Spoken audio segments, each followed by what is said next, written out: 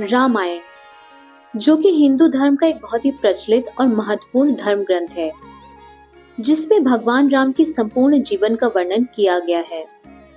ये तो सभी जानते हैं कि रामायण की रचना महर्षि वाल्मीकि ने की थी, लेकिन ये बहुत कम लोगों को पता होगा कि हनुमान जी ने भी एक रामायण लिखी थी, जिसे हनुमद रामायण कहा जाता है। लेकिन बाद में उन्होंने स्वयं अपनी लिखी रामायण को नष्ट कर दिया था। ग्रंथों के अनुसार सबसे पहली रामायण की रचना हनुमान जी ने की थी। दशानन रावण का वध करने के बाद प्रभु राम अयोध्या लौट आए थे। हनुमान जी कुछ समय तक अयोध्या में रहे और अपने प्रभु की सेवा की। कुछ वर्षों तक अयोध्या में रहने के बाद हनुमान जी ने हिमालय की ओर प्रस्थान किया। वहां पहुंचकर वे भगवान शिव के ध्यान में लीन हो गए। उन्होंने वहीं एक शिला पर अपने नाखून से प्रभु राम की कथा लिखनी शुरू की। अनेक वर्षों के लगातार समर्पण के बाद उनकी राम कथा पूरी हो गई। कालांतर में महर्षि वाल्मीकि ने भी रामायण की रचना की और उसे लेकर वे भगवान शिव के पास पहुंचे, लेकिन कैलाश में हनुमान जी पहले से ही उपस्थित थे। जब महर्षि वाल्मीकि ने हनुमान जी द्वारा शिला पर लिखी राम कथा देखी तो वे बड़े मायूस हो गए।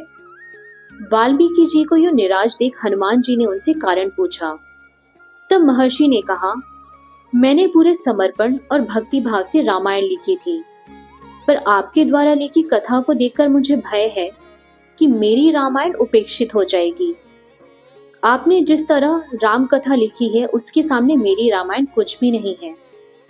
ये सुनकर हनुमान जी ने एक कंधे पर अपनी रचित हनुमद रामायण की शिला को उठाया और दूसरे कंधे पर उन्होंने महर्षि वाल्मीकि को बैठाया और समुद्र के पास पहुंचे।